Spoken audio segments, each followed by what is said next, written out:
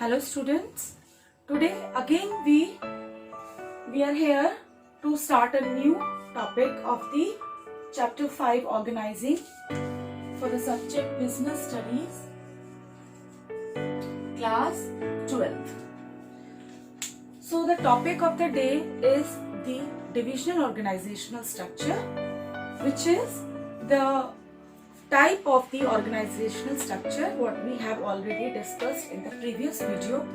Under this video we will discuss about the divisional organizational structure, its framework, and how this structure is designed and what is the suitability of the organization for framing this organizational structure and the advantages and disadvantages of this structure.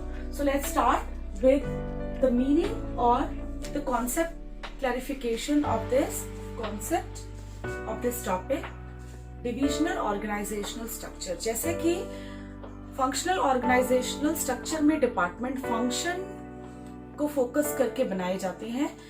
They are created on the basis of similar nature of activities which are the similar nature of functions. उन functions को department बना दिया जाता है. इसी तरह से under the divisional organizational structure we created the department not on the basis of the functions, लेकिन अब ये departments बनाने का जो basis है वो है product. It is useful for the organization which is dealing with the product more than one. It means the multiple line of production. For example, as I drawn one diagram here, that this is a diagram or the organizational structure of the Samsung company. Now this Samsung company, for example, we are taking that the company is producing two types of things, two types of products. So one is the mobile and the IT products, and the another part of the company is producing home appliances such as TV, washing machines, refrigerators, AC, etc. So the company is divided into two parts on the basis of the different product.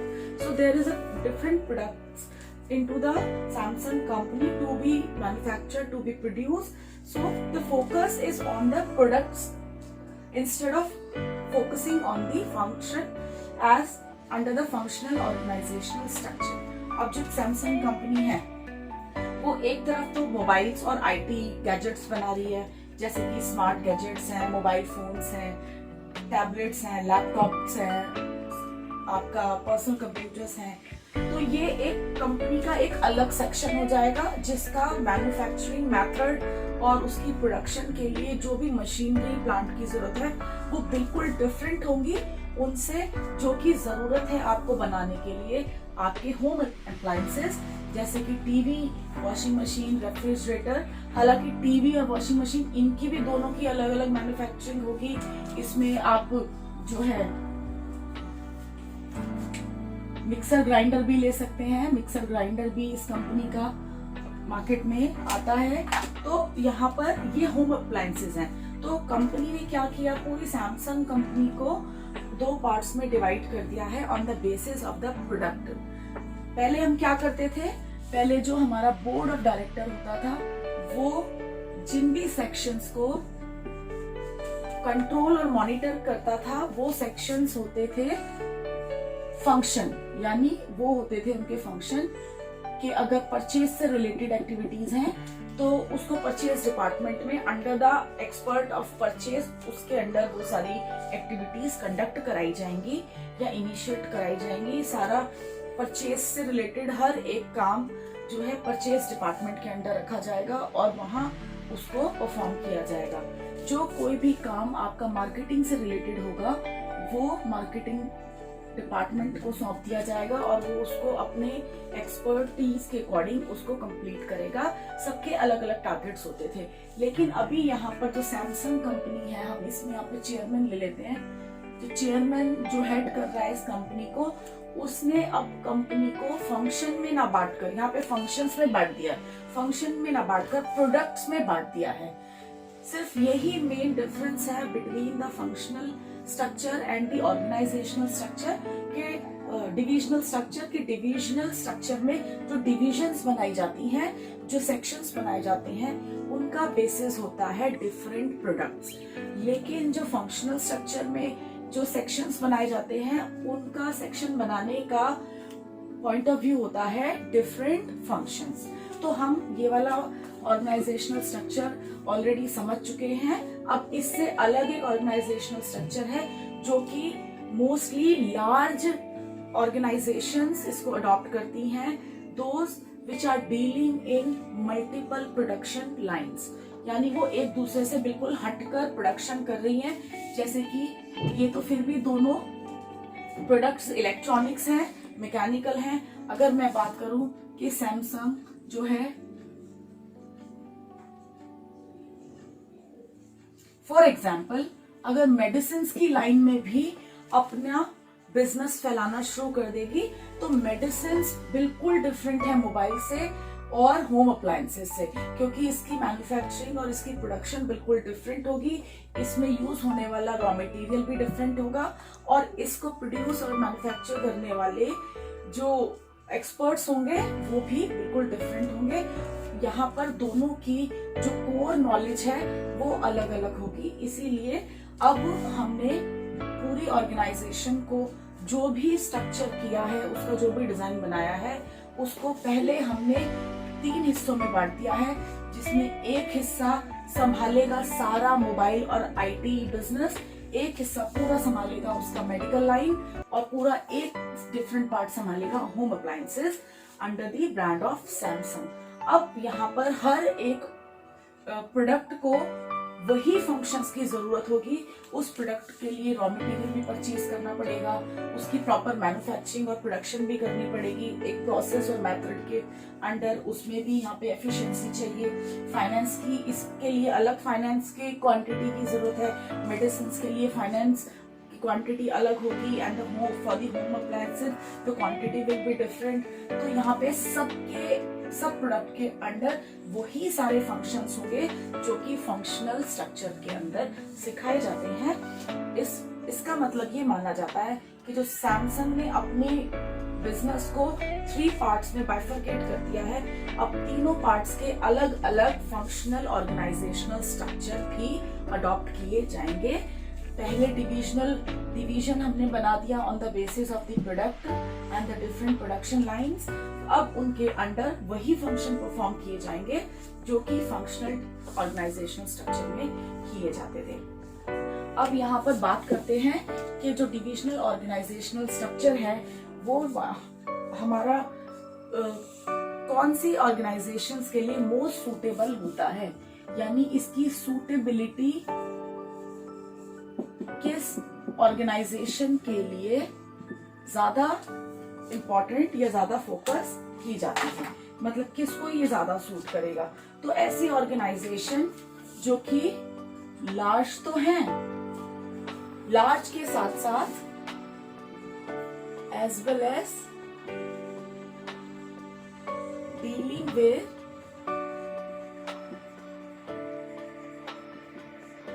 Multiple lines of production. इसका क्या मतलब होता है? Multiple line of production क्या है? That product specification should be more then 1 product. यानी यहाँ पे मोबाइल का स्पेसिफिकेशन भी है, मोबाइल का स्पेशलाइजेशन भी है इस कंपनी के पास, मेडिसिन का स्पेशलाइजेशन भी है, और घर में इस्तेमाल होने वाले, किचन में और आपके डोमेस्टिक पर्पस के लिए यूज होने वाले सारे मशीन्स को भी ये स्पेशलाइज तरीके से मैन्युफैक्चर कर रही है। अब इसके स्ट्रक्चर का डिजाइन और इस स्ट्रक्चर की सूटेबिलिटी देखने के बाद अब हम बात करते हैं इसके एडवांटेजेस की, यानी इसके मेरिट्स की, कि इस ऑर्गेनाइजेशनल स्ट्रक्चर के अंदर ऐसे क्या क्या मेरिट्स हैं, ऐसे क्या क्या बेनिफिट्स हैं जिसकी वजह से ये स्ट्रक्चर मैक्सिमम लार्ज ऑर्गेनाइजेशन जो कि मल्टीपल प्रोडक्शन लाइंस में डील कर रही हैं वो इसको अडॉप्ट करती हैं।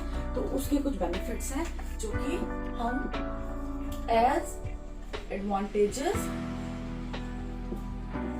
देखते हैं इसकी एडवांटेजेस की अगर बात करें तो सबसे पहली एडवांटेजेस में से जो सबसे पहला इसका इम्पोर्टेंट पॉइंट है दैट इज प्रोडक्ट स्पेशलाइजेशन।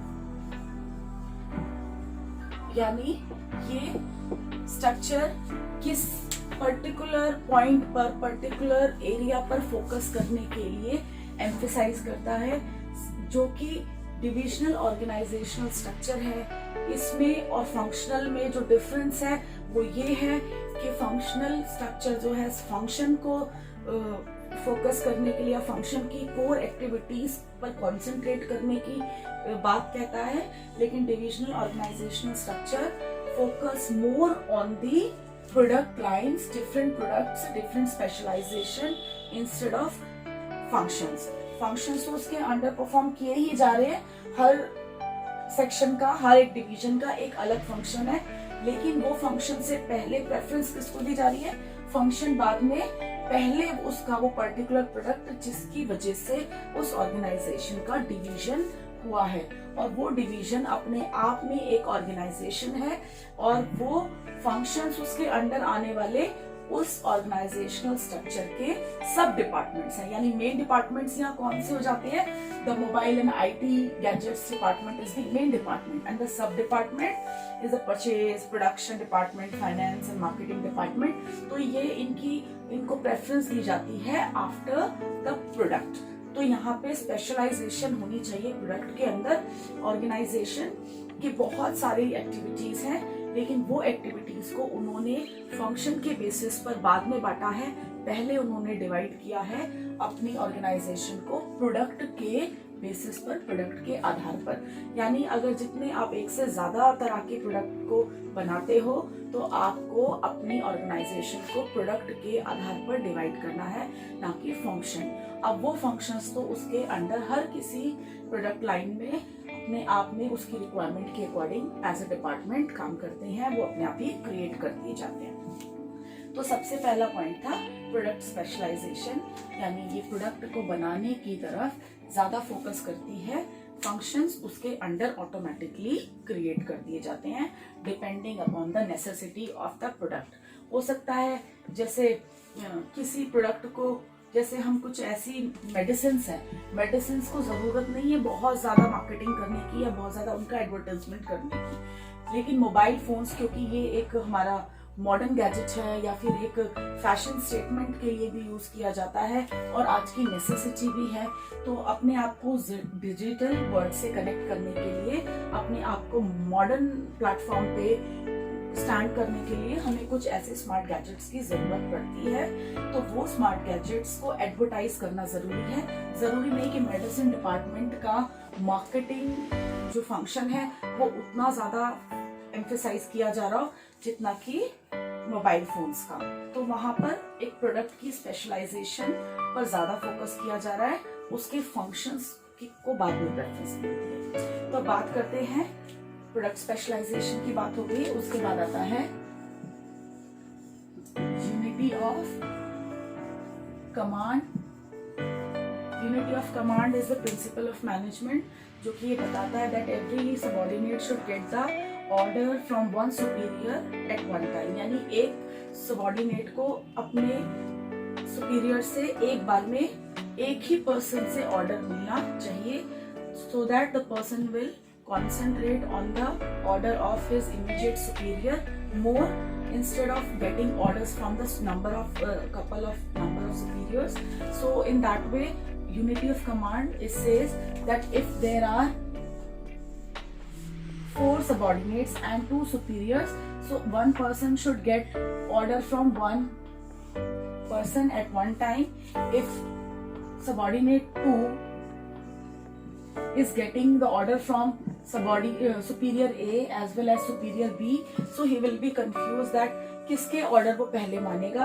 तो ये हमारा यूनिटी ऑफ कमांड नहीं है। If the subordinate 2 is getting order from A and B all together, तो वहां पर ये यूनिटी ऑफ कमांड को जो है वायलेट कर रहा है। तो वहां पर हम यूनिटी ऑफ कमांड ये कहती है कि हर एक सबऑर्डिनेट को एक ही सुपीरियर से ऑर्डर मिलना चाहिए, जिससे वो काम को ज्यादा अच्छे तरह से परफॉर्म कर पाएगा। अब यहाँ पर क्योंकि सभी डिपार्टमेंट्स जो हैं, फंक्शंस हैं, उनके अंडर एक टीम काम कर रही है, सबऑर्डिनेट्स की टीम काम कर रही है, और ये परचेज डिपार्टमेंट हेड किया जाता है। जो भी मोबाइल सेक्शन का जो कोई भी हेड बना दिया गया है, जो इस पर्टिकुलर डिपार्टमेंट का मैनेजर है या हेड है, वो ऑर्डर करेगा एक बार में परचेज डिपार्टमेंट के हेड को। परचेज डिपार्टमेंट का हेड, क्योंकि ये एक लेवल्स ऑफ मैनेजमेंट के अकॉर्डिंग ऑर्डर्स हम कन्वे कर रहे हैं फ्रॉम टॉप टू बॉटम, तो वहाँ पे unity of command automatically follow होता है। बट वी शुड थिंक कि वहाँ पर हमें एक टाइम में एक सबऑर्डिनेट कहीं 2 सुपीरियर से ऑर्डर तो नहीं रिसीव कर रहा है। तो ये जो है बहुत केसेस में अगर हम ये प्रिंसिपल फॉलो करते हैं तो हमें इसकी एडवांटेज मिलती है। Third point is helps in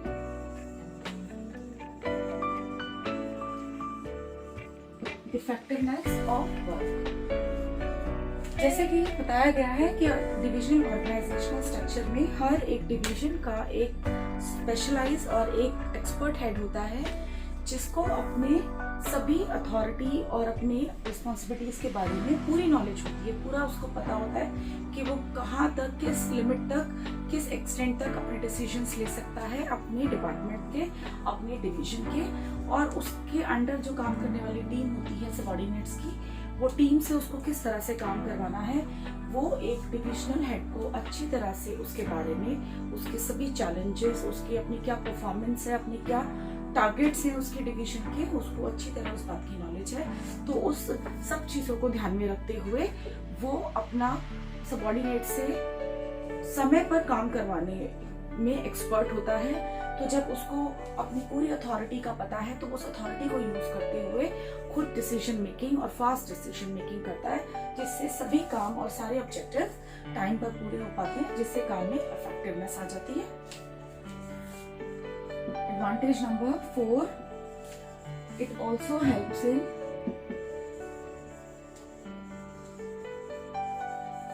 efficiency. Efficiency की जहाँ पर बात आती है तो हम बात करते हैं कि हमारा रिसोर्सेज का ऑप्टिमम यूटिलाइजेशन होना चाहिए। रिसोर्सेज का ऑप्टिमम यूटिलाइजेशन इसलिए पॉसिबल है क्योंकि हर एक डिवीजन में अपने खुद के वेरियस डिपार्टमेंट्स हैं on the basis of functions. तो हमारे पास जो भी रिसोर्सेज हैं, जो भी हमें रिसोर्सेज की जरूरत है, हम उनका ऑप्टिमम यूटिलाइजेशन करते हैं बाय कोऑर्डिनेटेड ईच अदर। और यहाँ पे सभी डिपार्टमेंट एज अ टीम काम करते हैं। यहाँ पर ये जो जैसे एक सबऑर्डिनेट्स की टीम काम करती है, उसी तरह अंडर डिविजनल ऑर्गेनाइजेशनल स्ट्रक्चर में जो एक प्रोडक्ट बेसिस पर फंक्शंस बनाए जाते हैं, डिपार्टमेंट्स बनाए जाते हैं, वो भी बेस्ट कोऑर्डिनेटेड होते हैं because they are under the coordination and guidelines and control of the one head। वो one head के जो एक डायरेक्शन सभी के लिए, पूरे डिपार्टमेंट के लिए कॉमन होते हैं, तो वो आपस में इंटीग्रेटेड वर्क करते हैं, जिस इंटीग्रेशन में काम करने से रिसोर्सेज की जो वेस्टेज है वो मिनिमम हो जाती है।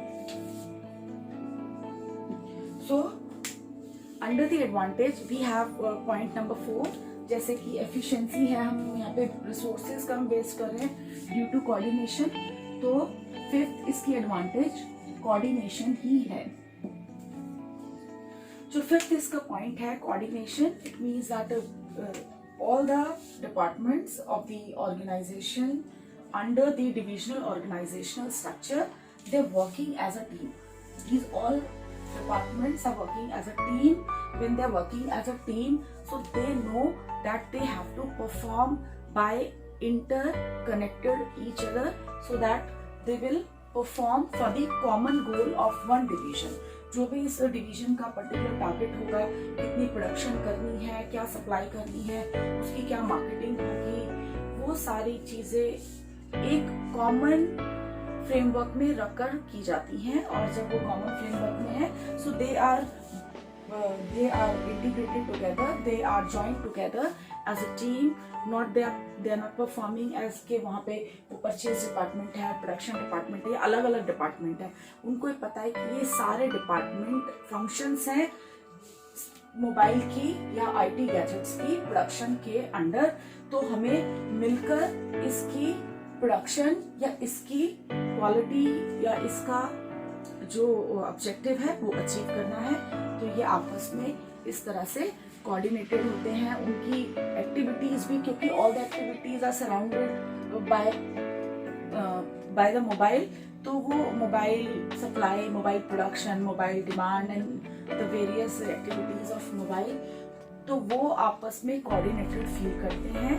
और जब वो कोऑर्डिनेशन में होते हैं तो वहाँ पर उनको ये भी पता है कि वो एक हेड के अंडर काम कर रहे हैं और उस हेड की जो भी गाइडलाइंस होंगी वो सबके लिए कॉमन है।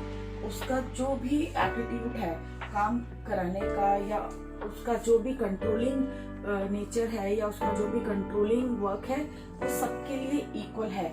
तो उसी रेफरेंस में ये डिविजनल ऑर्गेनाइजेशनल स्ट्रक्चर के सभी function under one division well coordinated and well controlled रहते हैं। So the last advantage is the less chances of conflicts.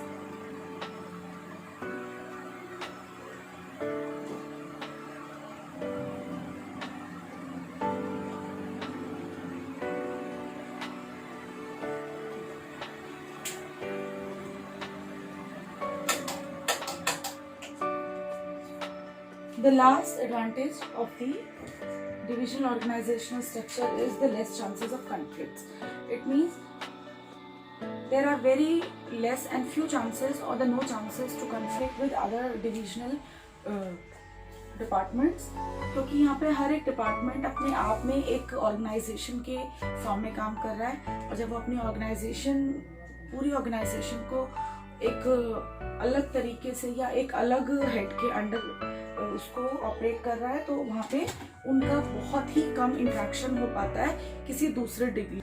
वहाँ पर बहुत ही कम चांसेस होते हैं आपस में मिसअंडरस्टैंडिंग क्रिएट होने के या किसी भी तरह की थिंकिंग क्लैश होने के, क्योंकि वहाँ पे उनकी ओपिनियन क्लैश इस वजह से नहीं हो पाती क्योंकि हर एक डिवीजन अपने आप में एक स्मॉल ऑर्गेनाइजेशन के रूप में काम करती है, जिसका फोकस होता है सिर्फ अपना प्रोडक्ट। तो वो अपने प्रोडक्ट के बारे में जब वो टोटली डिवोटेड होती है, तो वहाँ पर उस डिवोशन के अंदर वो अपनी सारी परफॉर्मेंस और अपनी एक्टिविटीज को कंप्लीट कर रहे होते हैं, अपने टारगेट्स को अचीव कर रहे होते हैं। अपने टारगेट्स को अचीव करते हुए वो सिर्फ फोकस करते हैं अपने प्रोडक्ट स्पेशलाइजेशन के अंडर आने वाले फंक्शंस पर। जैसे कि मोबाइल डिपार्टमेंट बिल्कुल अलग काम कर रहा है then the home appliances department, and home appliances department is completely thinking and working and performing differently and the other than the this department. तो वहाँ पे वो अपने आप को एक ऑर्गेनाइजेशन के रूप में, एक अपने ही कॉमन ऑब्जेक्टिव्स के रूप में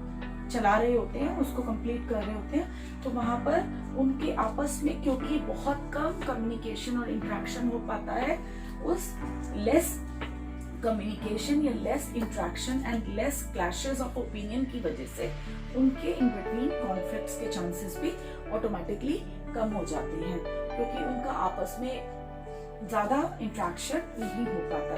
क्योंकि आप अगर देखोगे तो जो भी डिफरेंट डिवीजन में काम कर रहा है वो अपनी डिविजनल स्पेशलाइजेशन के ऊपर या उसके गोल्स पर काम कर रहा है, उसके हेड के अंडर जो उसको गाइडलाइंस दी गई हैं, जो इंस्ट्रक्शंस दी गई हैं, वो उनको फॉलो कर रहा है। And the instructions of one division will be very different from the instructions given by the other department. दोनों डिपार्टमेंट अलग अलग हैं. What we study in commerce is totally different what we study in biology or the chemistry. तो वहाँ पर अगर हम बोले कि this is also the subject, but if we have to follow the course content of one subject, we should ignore the content of other subject. तो हमें अपनी ही काम पर फोकस करना होगा.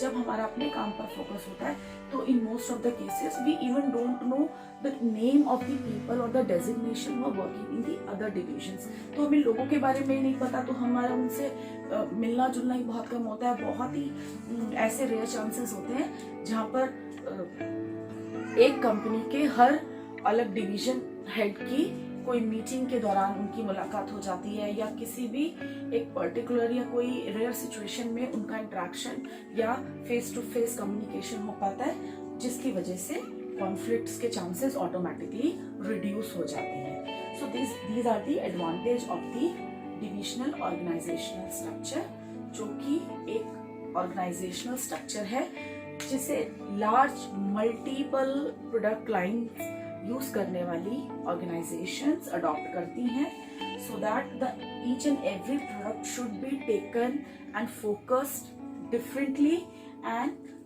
Bye putting whole concentration on a particular product only.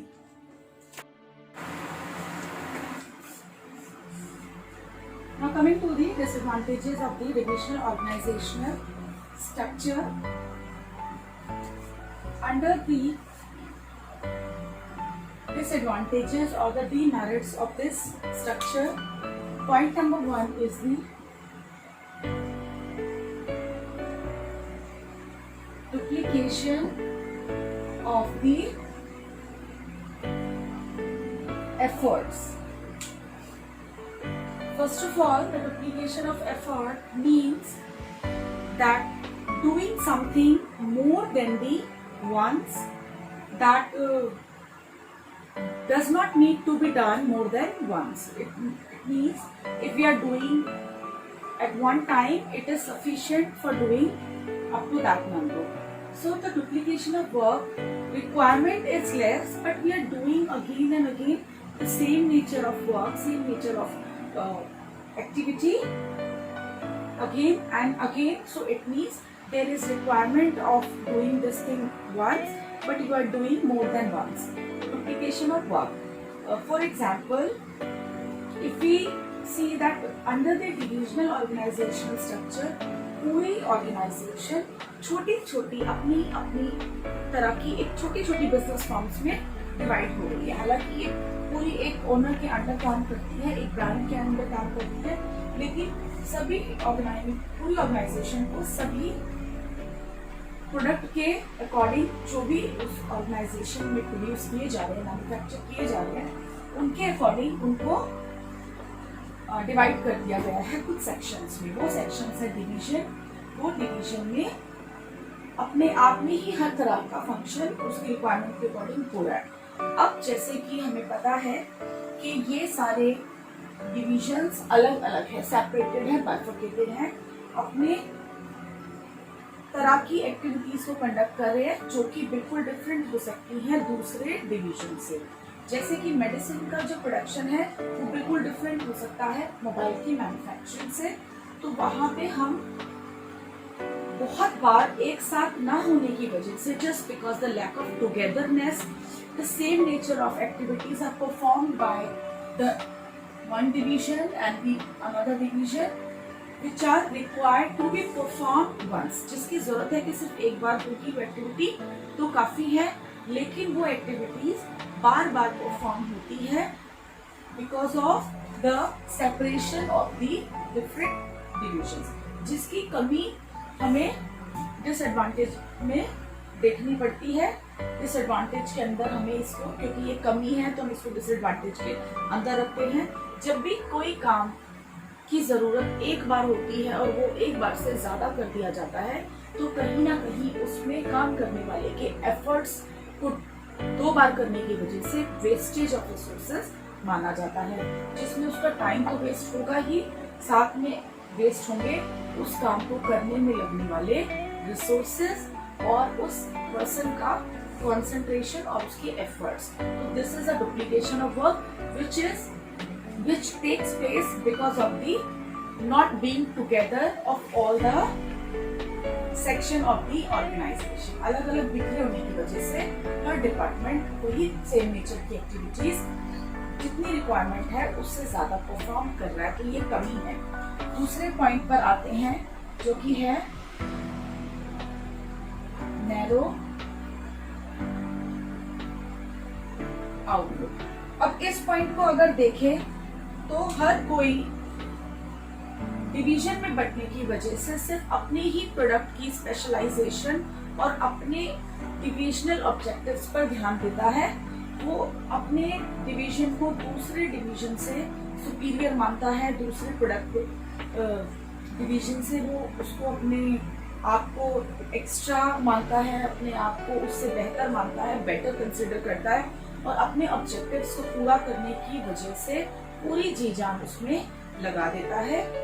वहां पर उनको अपने प्रोडक्ट के टारगेट अचीव करने से ज्यादा इम्पोर्टेंट ये हो जाता है कि वो टारगेट दूसरे डिवीजन से भी मोर अचीव किए जाएं, जिसकी वजह से उनका आउटलुक जो होता है वो नैरो हो जाता है, जिसमें वो अपनी परफॉर्मेंस के बारे में सोचने की वजह से अदर डिपार्टमेंट से बेहतर अपने आप को दिखाने की वजह से उनको वो as a whole organisational objectives ना सोचते हुए सिर्फ ये सोचते हैं कि हमारे ऑब्जेक्टिव दूसरे डिवीजन से बेटर होने चाहिए और वो कैसे होंगे वो उसी के अकॉर्डिंग काम करना शुरू कर देते हैं, जिसकी वजह से कहीं ना कहीं ऑर्गेनाइजेशनल वैल्यूज को नुकसान पहुंचता है।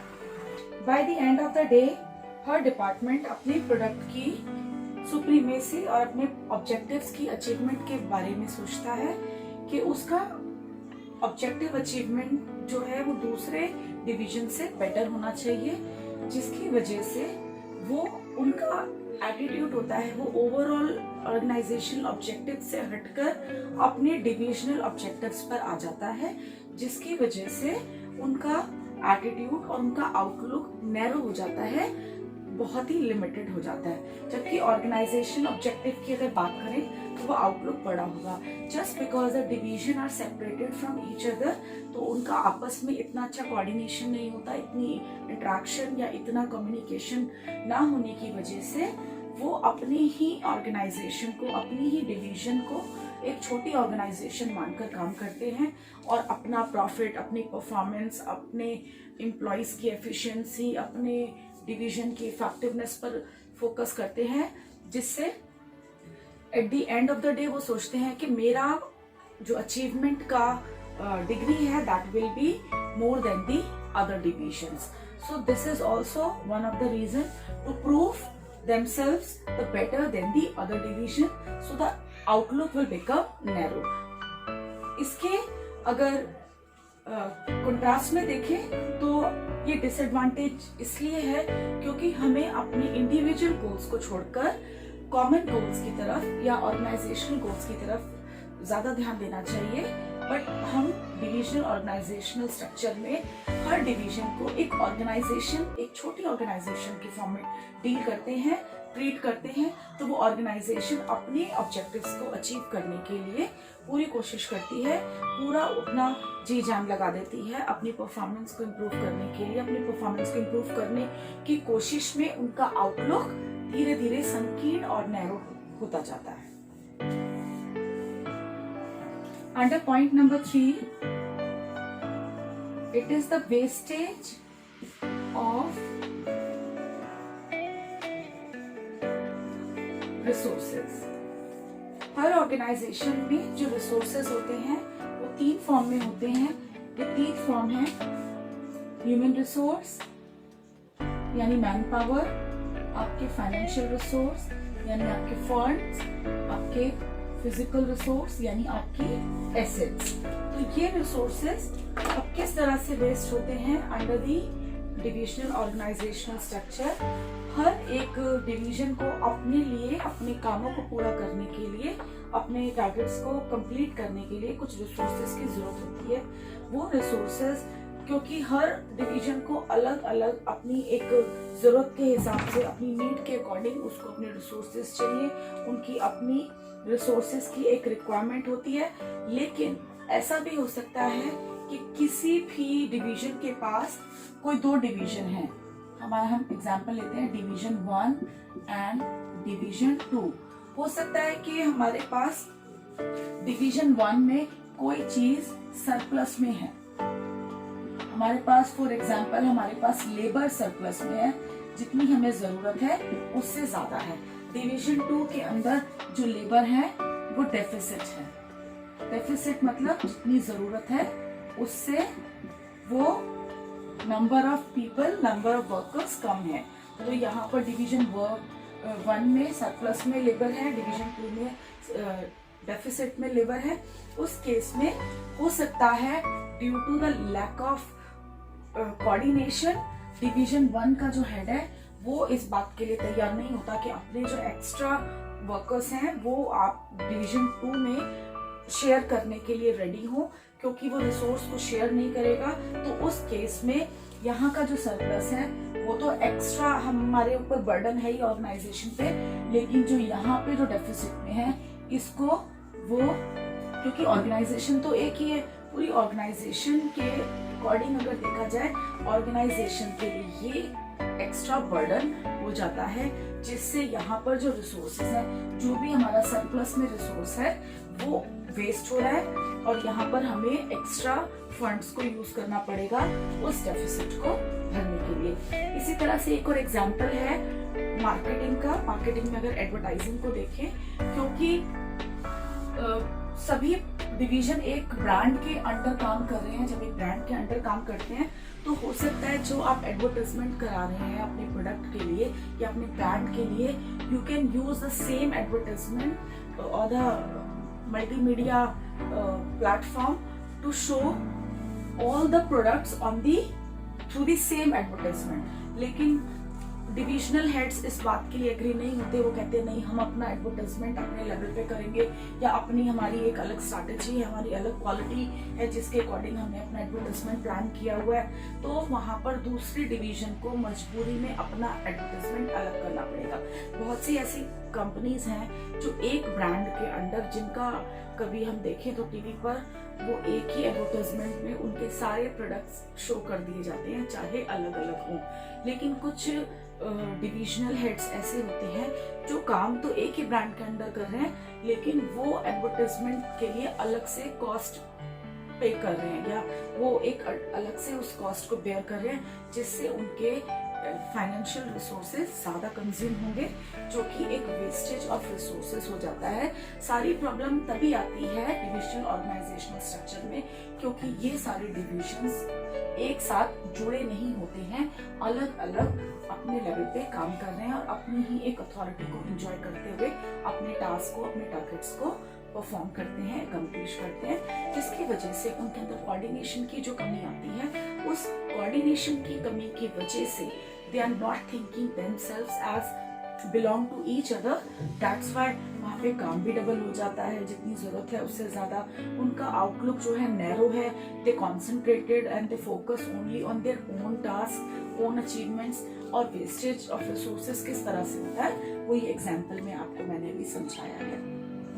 तो वहां पर अलग अलग डिविजन्स एक दूसरे से अपने रिसोर्सेज को शेयर नहीं करती, या फिर उनको पता भी नहीं चल पाता कि कहाँ पर सरप्लस में है और कहाँ पर डेफिसिट में है, just because lack of coordination, lack of communication. Come to the point number 4।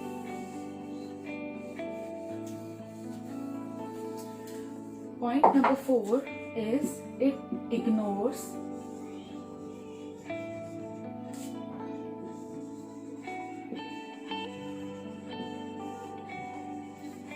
this thing also explained under the narrow outlook that everybody is running and chasing its own objective।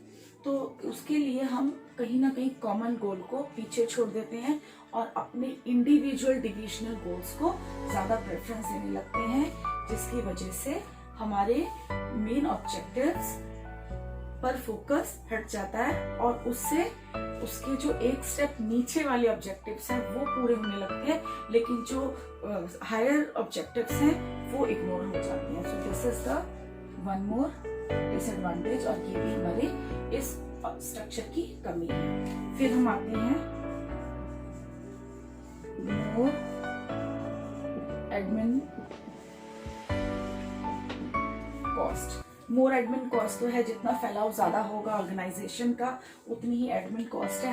हमारे सामने इसका तो कोई option ही नहीं है कि हम इसको कैसे रिड्यूस करेंगे, क्योंकि हर एक डिवीजन को अपना पूरा एक सेटअप चाहिए, एक good quality of working atmosphere चाहिए, जिसके अंदर उसके सारे रिसोर्सेज, सारे रिक्वायरमेंट्स पूरी होती रहे और अपना काम स्मूथ तरीके से वो फुलफिल करता रहे, तो उसके लिए पूरा एक सेटअप की ज़रूरत होती है, जिस सेटअप में उसको बहुत सारे ऐसे काम भी करने होते हैं जिसको वो मैनेजरियल और नॉन मैनेजरियल जॉब्स के लिए पीपल अपॉइंट करता है, एक्सपर्ट अपॉइंट करता है, मशीनरी परचेज की जाती हैं उनके लिए। Suppose we talk about the clerical work of particular division, जहाँ पे सारे रजिस्टर्स मेंटेन किए जाएंगे, सारे रिकॉर्ड्स रखे जाएंगे, तो वो एक अलग से एक ऑफिस तैयार करके क्लरिकल स्टाफ को दिया जाएगा, जिसमें हमें ज़ेरॉक्स मशीन भी रखनी होगी, कंप्यूटर्स भी रखने होंगे, हमें एक इंटरनेट कनेक्टिविटी भी चाहिए, हमें वहाँ पे कंप्यूटर एक्सपर्ट भी चाहिए, हमें वहाँ पे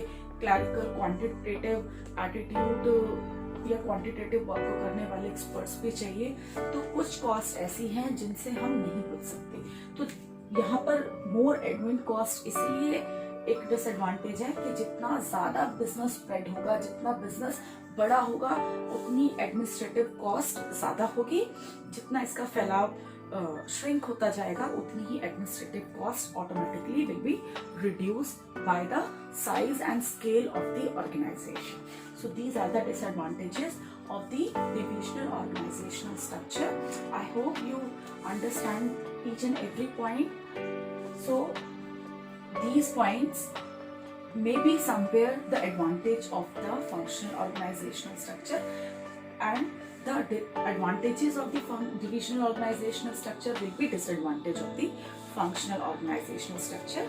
So these are the points of disadvantage, and we just complete the topic of meaning of divisional organizational structure here.